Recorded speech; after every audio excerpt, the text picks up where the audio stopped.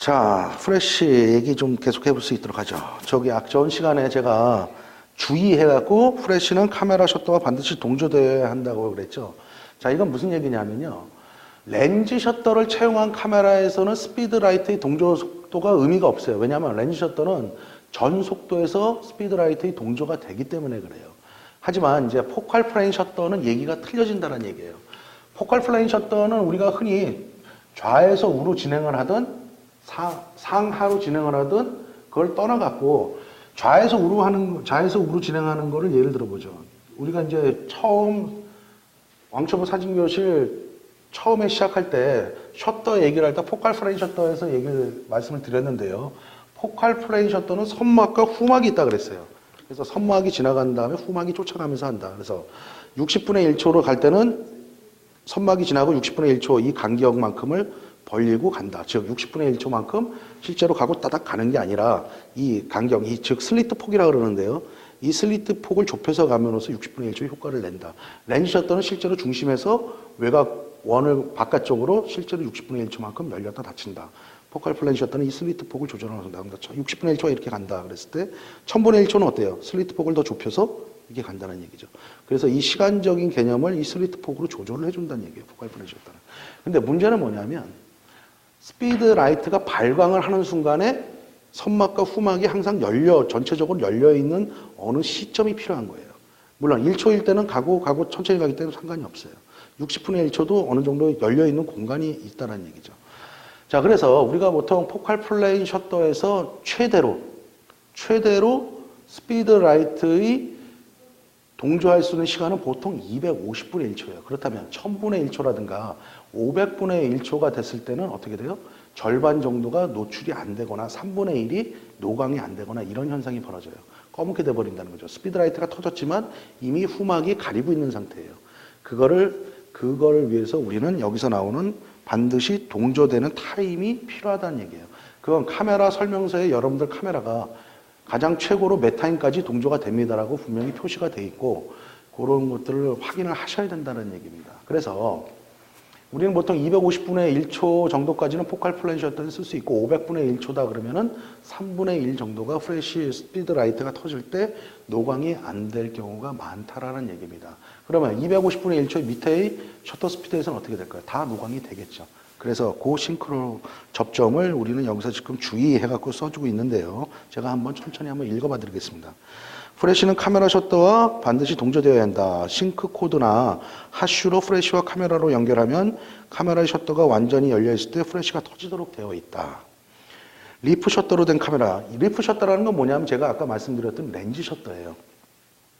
카메라에는 셔터 방식을 X싱크에 설정해 놓으면 어떤 셔터 스피드에서도 프레쉬가 동조되지만 포칼 플레인 셔터를 사용하는 카메라들은 기종에 따라서 60분의 1초보다 느린 셔터 속도에서만 셔터막이 완전히 열리기 때문에 그보다 느린 셔터 속도를 사용해야만 한다. 그러나 대부분의 신형 카메라들은 125분의 1초나 250분의 1초에서도 동조가 가능하다. 그보다 빠른 셔터 속도를 사용하면 사진의 일부분에서 나오지 않을 것이다. 제가 조금 전에 해드렸던 말들을 여기서 지금 풀고 있다는 얘기입니다. 자, 그 다음에 프레쉬 종류 241페이지 보면 내장형 프레쉬. 이건 요즘 35mm 카메라, 이건 카메라에 그냥 달려있는 거예요. 실제로 내장되어 있다는 거죠. 이거는 보통 프레쉬 광량이 좀 작아요. 프레쉬 광량은 가이드 넘버 GN이라는 명칭으로 사용을 하는데요. 요거는 보통 한 10에서 12 정도밖에 안 돼요. 그래서 소형 프레쉬라고 그러는데 굉장히 이제 빛의 광량이 적다라는 얘기죠. 그 다음에 하슈 프레쉬. 요거는 여러분들의 SLR, 보통 SLR 위에 보면은 프레쉬를 꽂을 수 있는 데가 있잖아요. 그거를 우리는 하슈 프레쉬라고 그러죠. 그거 윗부분을 우리는 하슈라고 카메라 명칭으로 명명을 한다는 얘기입니다. 그 다음에 손잡이식 프레쉬. 요거는 이제 이렇게 생긴 거에 대표적인 게 이제 매츠예요.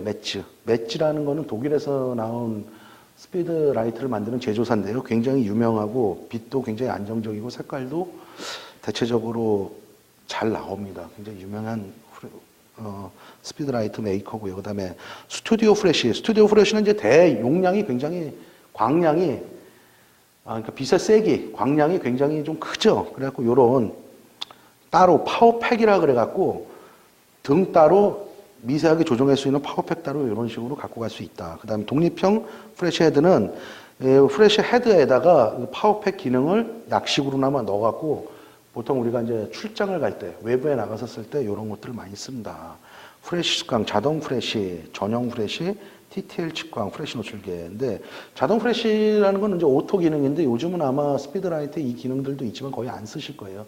보통 TTL 기능을 많이 쓰죠. TTL은 이제 through the 렌즈, 이제 렌즈를 통해서 들어온 빛을 얘가 이제 스피드라이트하고 카메라가 전자회로에 의해서 정확히 재고 그만큼의 빛만을 터뜨려 주는 개념이고 요걸 많이 쓰고 있고요. 그 다음에 요즘은 한 단계 더 발전을 해갖고 ETTL 기능이라는 것까지 탑재가 돼 있어요. 스피드라이트에. 그거는 이제 저런 기능들이에요. 빛을 미리 어느 정도 미리 쏴보고 거기서 돌아오는 빛을 판단해갖고 그만큼의 셔터 스피드, 그만큼의 빛을 그 다음에 보내주는 개념들인데 이것도 이제 설명을 하면 굉장히 길어져요. 이제 전자 쪽으로 가기 때문에. 그래서 그런 기능들이 있다. 이거는 이제 여러분들 스피드라이트의 사용 설명서를 보면 이게 ETTL을 기능해 주냐 아니면 TTL 정도만 지원을 해 주느냐 이런 것들은 여러분들 스피드라이트가 뭐냐에 따라서 쓰시면 되는데 보통 이제 TTL 기능만으로도 좋은 효과를 볼 수 있다. 그다음에 이제 보통 스피드라이트를 사시게 된다. 프레시나 스피드라이트 똑같은 말이라 그랬죠. 근데 이제 용어 정리는 제가 아까 설명을 해드렸고요. 전편에서. 그런 거를 쓸 때는 가능하면 바운스 기능이 있는 스피드라이트를 사시는 게 많이 유리할 수가 있습니다. 네, 프레시 액세서리들 여기 옆에 한번 읽어보시면 되고요. 스피드라이트는요. 우리의 송보의 사진 강좌